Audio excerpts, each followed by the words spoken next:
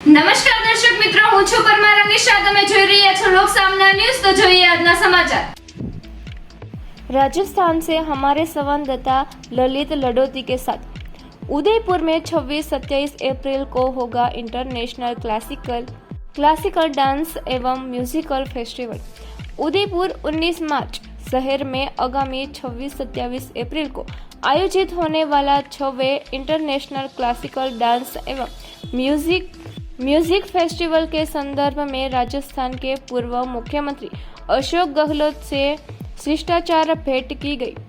इस अवसर पर कथक आश्रम की संस्थापक चंद्रकला चौधरी एवं यशंतवी फाउंडेशन की कनिष्का श्रीमाली ने उन्हें फेस्टिवल की विस्तृत जानकारी दी. उन्होंने बताया कि यह आयोजन भारतीय शास्त्रीय नृत्य एवं संगीत की समृद्ध परंपरा को वैश्विक मंच प्रदान करने का एक महत्वपूर्ण प्रयास. તો ફરી મળીશું એક નવા સમાચાર સાથે. ત્યાં સુધી જોતા રહો लोक सामना न्यूज.